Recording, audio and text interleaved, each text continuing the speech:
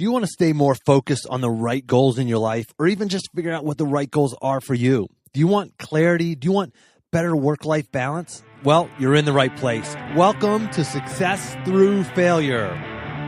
Welcome to the Success Through Failure podcast, the show that reveals failure as your path to success. You'll listen to intriguing interviews with some of the most successful people on the planet and learn how their failures became a launchpad for success and how yours can too. Here's your host, former Division I All-American wrestler, former Division I head coach, speaker, and personal coach, Jim Harshaw. Welcome to another episode of Success Through Failure. Today, I bring you Jason Fitzgerald. Ever since I finished my career as a Division I All-American athlete, I longed for not only the clarity of purpose that I had as an athlete, but also the accountability that comes with aspiring for big goals with a team of like-minded people. Then I discovered mastermind groups. Masterminds are small groups of like-minded people who get together either in person or over Skype or just over the phone to provide support, feedback, and advice to other members of the group. So I dove in and I learned all I could about mastermind groups, and then I finally launched my own. And the change was instant. I regained the accountability of being part of a group of like-minded, hardworking individuals who hold me to a higher standard. My mastermind group helps me get feedback and advice and even validation when I'm making big decisions in my life. And I have clarity and focus and accountability again, just like when I was an athlete. I've now facilitated dozens of high performers in mastermind groups. I'm talking Olympians and MBAs and neurosurgeons and professional athletes and entrepreneurs and lots of others. I've taken everything you need to know to start your own mastermind group, and I've put it into a short 10-page ebook titled The Quick and Easy Guide to Starting Your Own Mastermind Group in 30 Days or Less. Grab a copy of this free ebook by going to jimharshawjr.com/mastermind. That's jimharshawjr.com/mastermind. Jason is an entrepreneur, marathoner, and the founder of strengthrunning.com, one of the largest online coaching businesses in the United States. His work has been featured in Runner's World, Competitor, Lifehacker, and many other media outlets, but his real passion is helping runners become their best. He's been the number one overall finisher in a number of marathons and half marathons around the country. In addition to being a USA Track and Field certified coach, he's the author of 2 books. One is called 101 Simple Ways to Become a Better Runner, and the other is Running for Health and Happiness. Both books were number 1 bestsellers on Amazon. Jason was a collegiate athlete, having run both track and cross country in college, and he's found a way to take his passion and turn it into a business. And that's what we're going to talk about today. And as usual, if you don't have time to listen to this entire episode, or if you hear something you like, but you don't have time to write it down, make sure you grab your copy of the action plan. Just go to jimharshawjr.com/action. Jason, welcome to the show. Thank you so much. I'm excited to be here. Well, likewise, we were connected by Travis Macy, who was on one of my earlier episodes. I'll have to look that number up, and I'll put that in the action plan, whatever episode Travis was on. But he's an endurance athlete and connected you and I and had a great conversation with you before. And so I wanted to have you on the show because you just have found a way to take something that you're really interested in, something that you love, and make that your business. So let's start with this, Jason. Just tell us a little bit about your background. Where are you from? And kind of give us the 30,000-foot view of how you got from there to where you're at now. Yeah, sure. So it's been a long road. So I grew up outside of Boston. I started running when I was a freshman in high school. I never even actually liked running. I wanted to go out for cross country because my parents told me that it was like track. So I thought, oh, hey, great. This is something cool that I can do, and I can go high jump. Well, cross country has absolutely no field events. It's all running all the time. I learned that the hard way, but I'm glad I stuck with it because that, running has really given me that opportunity to chase a lot of things in my life. And running is, I love my running puns. And so running is what influenced me to go to Connecticut College. I competed 3 seasons of cross country and track there. I met my wife through running. And, a few years after college, I realized I didn't like what I was doing. Wasn't super passionate about it. I didn't really identify with the work just because of, a lot of the reasons why people don't like their 9-to-5 corporate jobs. And I decided to start a running blog. And since 2010, that running blog has really taken off and grown. It's taken on a life of its own.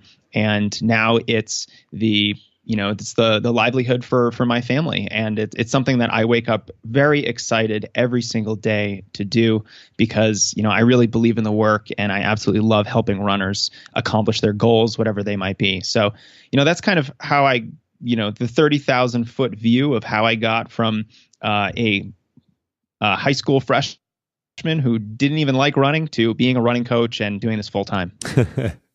So you're not necessarily, you're not like a business coach, you're a running coach. But I still want to ask you this and just kind of get your take on it. You found a way to make your passion into a business. And, can everybody follow their passion? I mean, is this something that everybody can do, or some people just sort of relegated to being stuck in a corporate job that they hate for the rest of their lives? So the short answer is no, absolutely not. You don't have to stay stuck in a job that you hate. But I think it's also important to know that your passion has to be something that people are going to pay for. If your passion is collecting Pez dispensers, it's going to be really hard to build a business around that. But, the intersection of your passion and what people are willing to pay for, that's the sweet spot of finding, something that might actually work. And one of the things that I want to talk to just a little bit is the fact that, you said you figured out a way to, make a living from your passion. Well, when I started, I did not have that figured out. And I think that's a big barrier that a lot of people have to get over is simply embarking on the journey of either entrepreneurialism or, even building your career in the corporate world, not knowing how it's going to turn out. I didn't know where that path was going to lead me, but I just started doing things. And, I have a bias towards action. And I think that's, the really important part here is just to make sure that whatever you want to do, go do it. And, I didn't have that plan when I first started. I figured it out on the way. And I think the only reason I'm here is because I just didn't quit. I kept going and people are paying attention now because I just haven't gone away in the last 7.5 years. Everybody has that business idea in the back of their head. So I'm definitely not advocating everybody just quits their jobs and goes and jumps into that, because you have to understand what is important to you, I think, because there's a lot of people listening to this. They have, maybe it's a corporate job, maybe it's some other kind of job, but they're doing their passion. You have to understand, like, the grass is not always greener. It's not always about starting a business. I think a lot of people think that is like the only way out, right? Is to start a business. Well, that's one way out.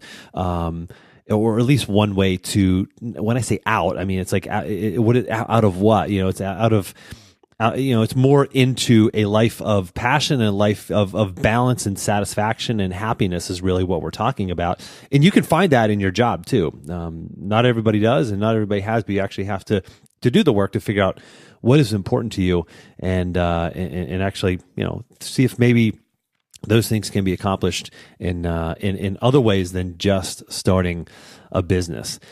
So Jason, you're in the running space. There's a lot of people in the running space, I have to imagine, right? How did you build a business there? Did you have to really focus on differentiating? Is differentiating even important? Talk about that a little bit. Sure. Well, yes, I think differentiating is always important. There has to be a reason for someone to pay attention to your business rather than your competitors. Now, when I started, I didn't see a lot of big running blogs out there. Yes, there were a lot of even professional runners, which I am certainly not a pro runner, but they were elite runners who were kind of chronicling their training on a personal blog. But there was never, the runner's world of personal blogs. So what I tried to do was take a hybrid approach. I'm going to create a lot of great content for runners that's going to help them accomplish their goals. But I'm going to weave in stories about my own running, my experiences with, competing in the college level, having more than 10 coaches myself, and, all the things that I've learned along the way. And it was that kind of way of approaching the content that helped differentiate strength running.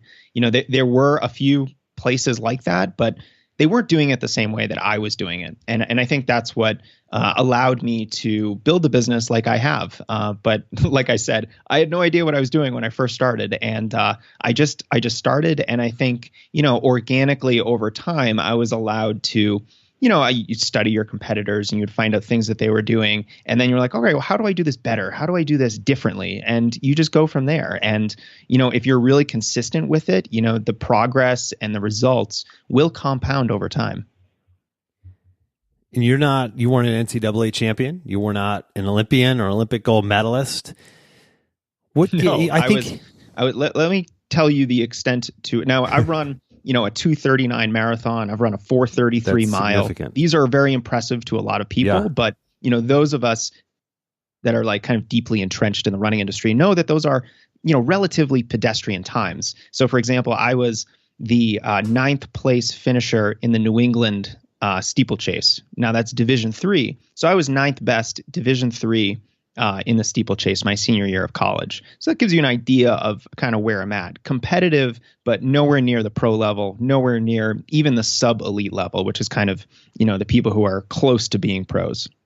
So for the individual out there, for the listener who's thinking, yeah, but I can't start that business because I'm not an expert, or maybe just have self-doubt in some area of your life. Maybe it's at work and in your job, and you'd like to maybe sort of take on an initiative or start a project, but you're like, well, maybe not everybody in the office sees me as the expert in a certain area.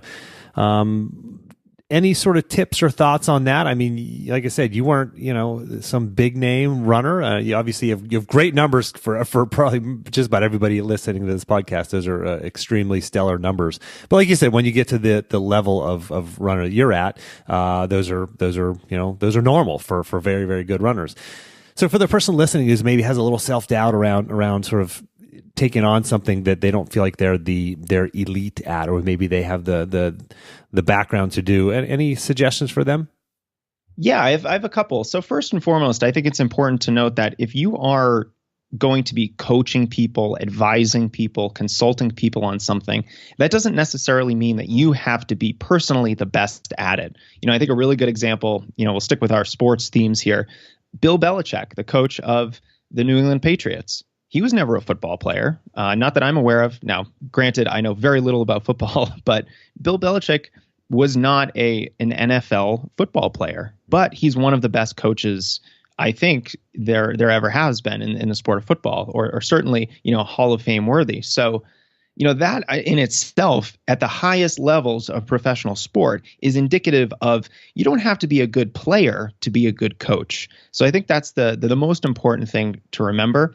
And then the other thing is expertise is different than your ability to play a sport. So, I'm speaking specifically with athletics coaching right now, but, you don't have to be the fastest runner to be a very good coach.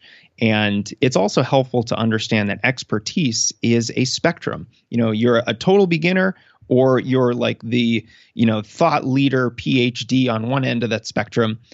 And then there's a lot of people in the middle. Now, even if you're 70%, 80% of the way there to that, PhD thought leader, you can still teach and coach and influence a lot of people who are not yet at your level. So I think it's always on the onus of, the entrepreneur or whoever's putting themselves out there to focus on helping the people who are not yet where you are. And then you can kind of constantly be kind of elevating the sport or elevating the knowledge of the people that you're trying to help. And for reference, I just pulled up Bill Belichick's Wikipedia page, and you're right, he was never an NFL football player. He played at Wesleyan University, that is not Alabama or Clemson. He played at Wesleyan University in Middletown, Connecticut, played football, lacrosse, and squash. So this is a guy who's arguably, the best or one of the best NFL coaches. I'm not a fan of Bill Belichick because I'm a Steelers fan and they beat the Steelers a lot. But he's a great example. This is a guy who was not, he didn't go to Alabama. He didn't play in the pros, and he's arguably one of the best ever. And do you think when Bill Belichick puts on all his Super Bowl champion rings and sits down and, his recliner, does he think to himself, man, I'm really an imposter because I was never that good at football? Yeah. Of course not. That's an insane thing to think. Yep. Yeah. And so we'll talk about that. I mean, a lot of people feel that imposter syndrome. I mean, it's a pretty common thing. I mean, have you ever come across that or experienced any of that yourself, maybe in the early goings when you started this? Sure. I think everyone experiences that. And when I first started strength running, there were a lot of people who were like, why should anyone listen to you, et cetera, et cetera. I think it's always helpful to listen to the market and the feedback from the people you are trying to help in some way, not your peers, not people who are, further along on their entrepreneurial or kind of education journey, people who know more than you do.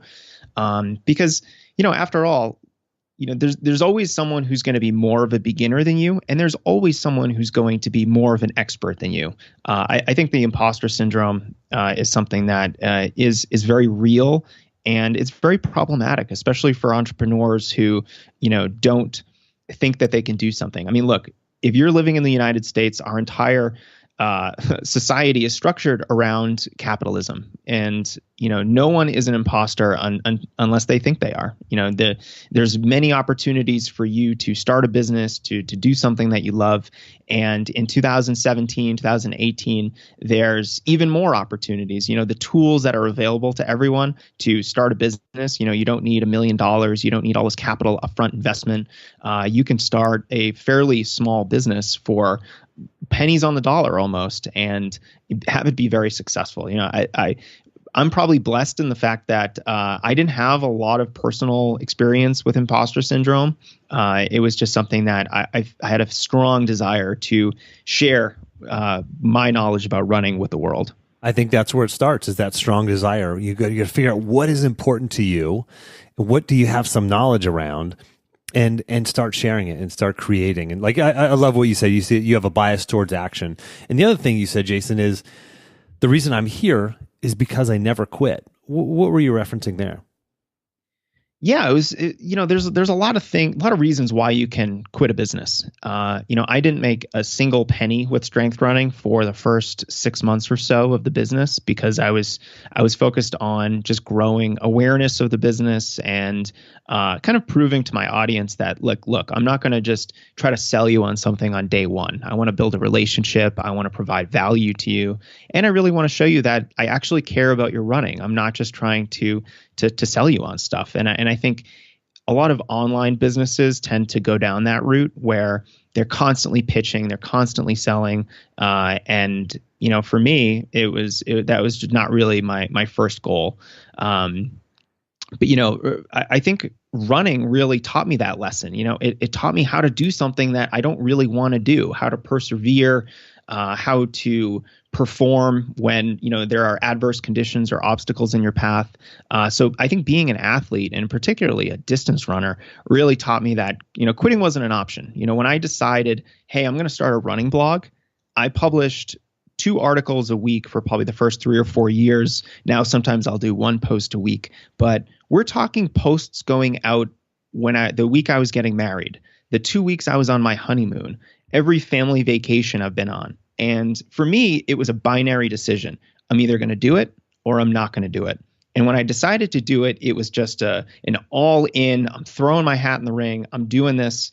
And from there, it was just never an option of, I'm too tired, I don't want to write, an article for my blog tonight after work. That wasn't an option for me. So I think for me, the running habit that I had built over time was really valuable as an entrepreneur. It gave me that sense of confidence to push forward. It gave me that sense of consistency just to keep doing it, just like building a large foundation of aerobic fitness for runners. That's what I was doing in my business. And every obstacle that I've had to overcome, I can trace back to the skills I've learned as a runner. So as you were building this business, like you said, this was binary. You were going to do it. You were going to succeed. It sounds like there was a lot of certainty around there that you were just going to do it. Is that right? Yeah. I mean, I was going to do it. I was going to make it successful, or I was just going to go down in a miserable ball of failure. That was my mindset at the time, because the alternative was unacceptable. The alternative was working at a job that I didn't like. Now, I kind of did like what I was doing a little bit. I was working as a government contractor on some of the largest programs that the Department of Energy and the EPA were that had at the time. The Energy Star for Appliance program and a few others, and I believed in those projects. But the thing is, I think anyone who works for the government will attest to this. The pace of work and change when you are working on a government timeline is very frustrating. And what I found helpful was, look at your boss and then look at your boss's boss. Is that what you want to be doing? And for me, I was thinking to myself, oh God, no, this is my third circle of hell. I do not want to do this. If I need to work my ass off for 12 years to do what my boss's boss is doing, then I will have considered the next 12 years a miserable failure. So for me, it was, waste decades of your life or take a chance and work in your spare time to potentially do something that, you're going to find a lot more fulfillment in. And for me, that decision was a no-brainer. So again, everybody has that business idea in the back of their head. So for the listener, if you're one of those, most of the majority of the people who have that business idea in the back of your head, I hope this podcast is really bringing you a lot of insight. If you're not, or if you answer that question, like my boss's boss, and you say, yeah, that's where I want to be. Well, I hope you're also getting a lot of great lessons out of this, because it takes an entrepreneurial mindset. It takes a positive mindset. It takes that certainty, having that certainty, setting goals and making it a binary decision that I'm going to do it. It's just a matter of how I'm going to do it and when I'm going to do it, but it's going to happen. And so, Jason, was this your first business venture? No, it was not. Can you tell us about any prior experience you've had? Yeah, sure. I'll tell you about my first business, which was a miserable failure, and that was an e-commerce business that was selling solar lighting. And so, as you know, I ask every one of my guests to share a story of failure, and this sounds like we're going down that path. So let's hear it. Yeah, let's talk about my failed e-commerce business, which I started with a friend. We had an idea to set up an online store that would sell outdoor solar lighting. We did this because, my first job was at a very large online retailer. So, I kind of knew that space a little bit, and I saw just how powerful it could be to have a relatively niche website that dealt with, pretty kind of niche products. Now, what I didn't realize at the time was that I did not understand how to drive traffic to a website. So this was a static website. It didn't have a blog or other thing that was updated regularly. And that's really the engine for traffic online. So I didn't understand that. We didn't move quickly enough on this website. It kind of was a miserable failure. I think over 6 months, we made just a couple $100. We both lost thousands of dollars. It was not a fun experience. But at the same time, it was a risk that I was willing to take. In other words, it was a failure that if it happened, I was going to be okay with, because I didn't quit my job to do it. I did it all in my spare time. I invested an amount of money that was reasonable for me at the time. It was, money that I would consider money to invest in an individual company. So, if you're okay putting $1,000 or $2,000 into kind of a tech company where, you're not really sure whether or not that money is going to do anything, then, I think it's better off for you to take that $1,000 or $2,000 and put that towards the startup costs of your business.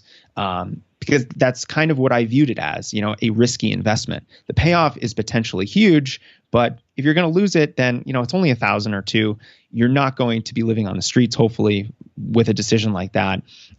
So for me, that was an acceptable risk. And it turned out to be a failure. After After about 6 months, there was absolutely zero traction. We didn't have any of the metrics that we cared about. They were flatlining or displaying negative growth. And I think at the end of the day, I realized that, I had this interest in solar energy. I like efficiency, and something like solar just is a no-brainer to me. But it's not a life-driving passion. I consider myself environmentally minded. I've worked for environmental nonprofits and government contractors who work on some of these big efficiency projects, but it wasn't something I wanted to spend the rest of my life doing, and certainly not in this kind of a business. And so, that definitely contributed to the business failing. And so we pulled the plug after about 7 or 8 months or so.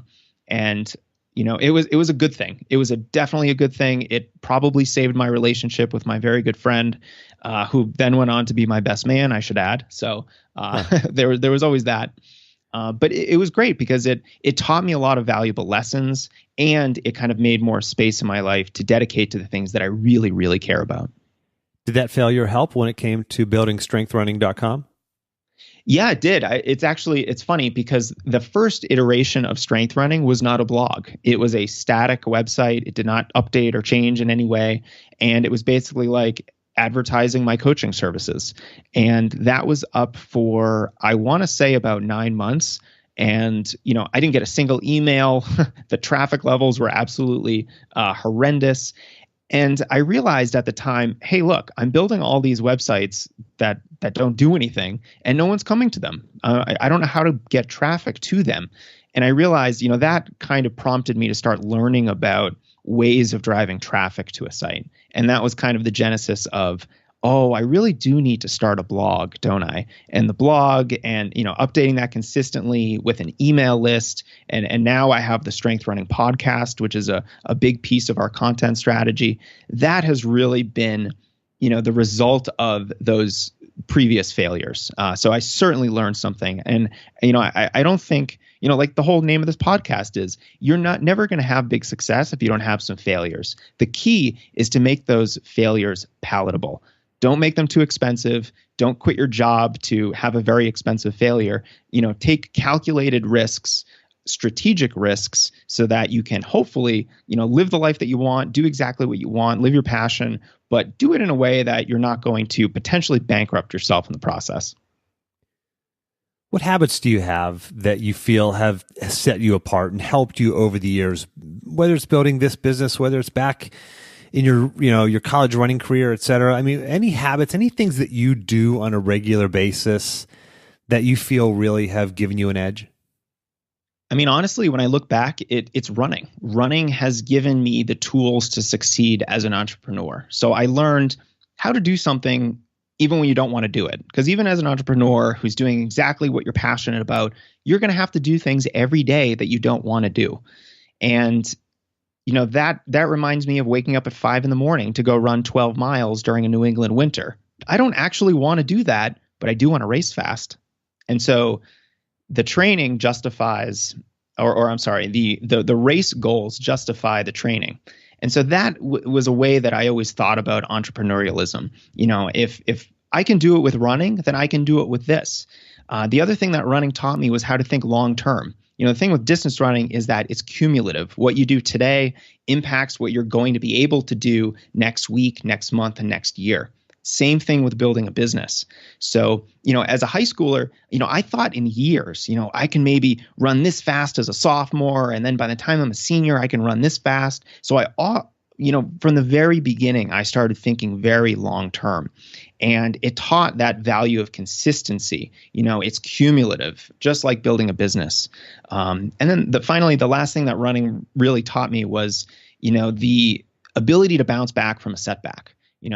If you're a distance runner, you've probably gotten hurt in the past. You've gotten some sort of repetitive stress injury. You've probably had a really bad race. But what happens? Well, you have to pick yourself back up and just keep on training. The alternative is what? You're going to stop running altogether and quit? To me, that's insane. Instead, we can learn from these failures. We can use them as teachable moments and just keep getting better, because every failure is just data from a decision that you've made. If you weren't ready to run 20 miles, that's probably a good thing to remember the next time you're starting to think about running 20 miles. The same thing if you're debating a marketing campaign or maybe expanding into a different segment of the industry. All these things, you have to kind of learn from your mistakes and learn from all of the perspective that you've gotten. And running has given me enormous perspective. It's taught me how to be patient, consistent, methodical. And I really don't think I'd be where I am today without first getting the habit of running nailed down before I became an entrepreneur. My listeners like to get action items. They like to walk away from these episodes with something concrete and something clear that they can go do. Can you suggest an action item for, let's say, the listener who has that business idea in the back of their mind and they want to make it real? They want to turn their passion into a profit. Can you give them an action item, maybe one or maybe two action items that they can do in the next, let's say, 24 to 48 hours to start moving towards that goal? Sure thing. So I think the first thing they got to do is just commit to doing something. Even if that something is as simple as blocking 20 minutes of your day to do some brainstorming. Maybe you have a business idea, but have you ever written it down? Have you ever sketched out how that business might be structured, how you're going to get clients? There's so many different ways that you can brainstorm about your business. But, ultimately, I think a lot of runners, I'm sorry, that's usually what I'm saying. I think a lot of business owners or potential business owners, they don't start or they don't continue on because they don't know the path. But not knowing the path is not a good excuse. So, the action item that I'll give our listeners today is block 20 to 30 minutes off on your calendar. Turn off your phone, turn off your computer, get a piece of paper and a pen, and plan and work backwards from where you'd like to be. Sketch out some business ideas, break down those goals into sub goals. And I really believe that if your sub goals are so small that some can be completed in 10, 20, 30 minutes, then you're on the path to success. Because now when you have a spare half an hour, you can go look back at your sheet and be like, oh, I can do that one little thing that takes 10 minutes. Right. And even if you only do that one little thing today, you have built your business today. And just like running, building a business is cumulative. That's one of the things I love about building a business is that, there are certain things that if you do once, then you're set forever. Once you've bought your domain name, it's bought, just set it up to renew automatically. So there's so many things that you can do. If you're thinking about starting an online business, look for your available domain names. Register a domain name or two. If your goal is to lose weight, look up 3 gyms near you. If your goal is to be a better public speaker, search for a Toastmasters club and potentially sign up for it. There's a lot of micro actions that people can take to set them on the path toward accomplishing their big goals. But I think the first step, the actionable thing that they could do is just one thing that takes 10 to 20 minutes. Hopefully that's after a very short brainstorming session, because I think those will give you clarity. They'll give you a few action items that you can start. And it's just getting on that path to action. Have a bias toward action. Do something, even if that thing doesn't work out. I have certainly wasted hours and hours and days and even more time on things that I never actually implemented in the real world, brainstorming sessions that, ultimately provided no ideas that I acted upon. But it's a muscle, and you have to work it to get better at it and have that bias toward action. And my listeners know that keystone habit is doing exactly what you said, Jason. It's that pause. And I've given it a definition. I call it the productive pause. And it's a short period of focused reflection around specific questions that leads to clarity of action and peace of mind. And most people who listen to this episode are not going to do that, which is why most people are never going to get where they want to be. They're never going to achieve those big goals, and maybe they're happy, maybe things are fine. But if you really want to live an amazing life and create that vision of your future, you've actually got to get off of the treadmill of life. No pun intended. Again, here I'm talking to a runner, but get off that treadmill and actually put pen to paper, make a plan, and then start executing on that plan. Because if you just do the same thing today that you did yesterday, and you're going to do that same thing tomorrow, if for no better reason than that's what you did today, then you're going to keep going on that same path where Jason referred to, kind of looking at your boss's boss. That's the path you're on, which may be fine. But if you wanted something new or something better, you've got to stop and take this 20 to 30 minutes that Jason just talked about and create a plan. And then buy the domain name or look up the gym or find the Toastmasters, whatever that case may be. That's really, really good advice, Jason. I appreciate making that concrete and clear and actionable for the listener. Thanks. And, one thing I'll add too is that your plan can be completely wrong. It doesn't matter if your plan is right. Yes, right. But you're absolutely right. If, these people, our listeners with grand ambitions, they want to start that business, they want to, catapult their career. If you can't block off 30 minutes to do some brainstorming, I'm not sure if you're ready to make that big jump as an entrepreneur or, as otherwise a businessman. The other thing I'll say is I just want to share one quick quote that I saw. I forget exactly who said it, but I believe Tim Ferriss shared it. And it was, easy decisions, hard life. Hard decisions, easy life. Yeah. And that is such a wonderful, brief, concise encapsulation of, I think, what we've been talking about is that you kind of have to make some hard decisions and take some difficult actions early in the journey. But, once those snowball and compound, you're going to really benefit from it down the road. Yeah. Great advice, man. That's couldn't have been better said than you just said it right there, Jason. Can you recommend a tool or maybe a technology or something that helps you be effective? This is just sort of a kind of a productivity thing I like to ask my guests. Something that makes you more effective. Again, maybe it's a tool, maybe it's a technology, maybe it's not a technology, maybe it's something different, but maybe it's, I don't know, a supplement or even something like that. Anything you can suggest around that? Yeah, sure. So I'm admittedly a pretty low-tech kind of person when it comes to productivity. I don't think I've ever even downloaded a single productivity app, which probably is to another entrepreneur is heresy. But one of the things that has been enormously transformative for me is getting outside of my house to work. Now, I have a home office. I also have 3 kids under 5 in my house, so it can be insane here. And I got an office outside of the house. It's not super expensive. It's a co-working space. And I can go there for 4, 5, 6 hours during the day and get done what I normally get done in 2 days. The productivity power of getting outside of your typical surroundings and away from some of the distractions of potentially having a home office with a lot of little kids running around is that you can really, really focus. And I kind of like, being in a big space with a lot of people because, I'm going to feel like a jerk if I'm scrolling through Facebook or if I'm watching, my 17th cat video on YouTube. So it's a nice way to kind of force accountability on myself because, I have my peers, looking at my screen being like, oh, this guy thinks he's an entrepreneur. He's, he's on Facebook.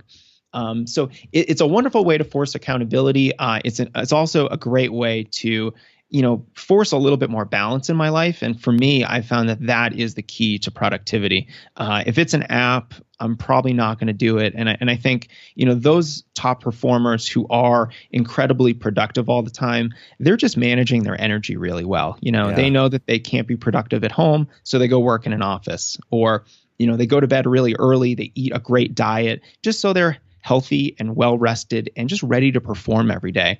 I think that is much more effective in the long term than, an app or a gadget or something like that. Yeah, well said. And even for the individual who works in an office, sometimes just like you said, changing that work environment, getting out of the office and minimizing the distractions that come just from working in an office and going somewhere where you can just really lock in and be focused and be really productive. And really you can, like you said, double your productivity sometimes like that.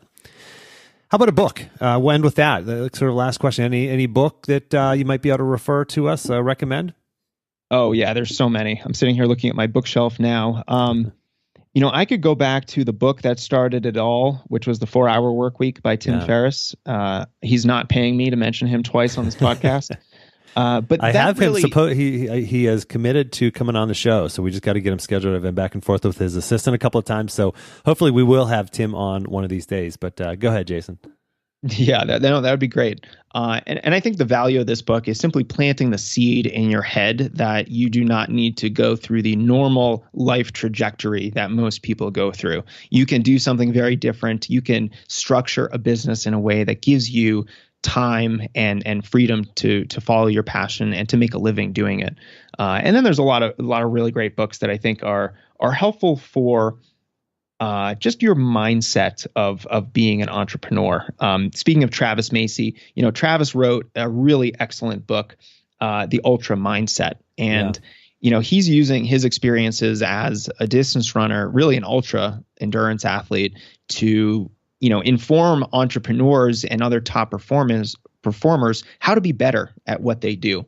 And so I think I've communicated today that I've pulled a lot of the lessons that I've learned from running into my entrepreneurial journey. And the way that Travis expounds on that and shares stories and really gives actionable lessons, I think is really helpful. So those two books I'd definitely recommend for any entrepreneur. Yeah, and Travis's book is really, really quite practical and actionable and real, and it's a really good read, absolutely. So I recommend that as well.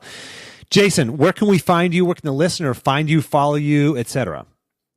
So my home base is strengthrunning.com. That's where I share all of the running specific content, videos, articles, podcast episodes, all that great stuff. So if any runners are listening, definitely check that out. For other different kinds of content, I share different things on Twitter. My handle is JasonFitz1. And those are probably the two best ways to not only get in touch, but just to see what I'm up to these days. Excellent. And for the listener, I will have links to everything that Jason just shared there, as well as a lot of great quotables and action items from this episode. I'll have all that at jimharshawjr.com/action. Jason, thanks for making time to come on the show. Oh, it was a pleasure. Thanks so much for having me. And for the listener, until next time, take the time to get clear on your goals and embrace failure as a stepping stone on your path to success.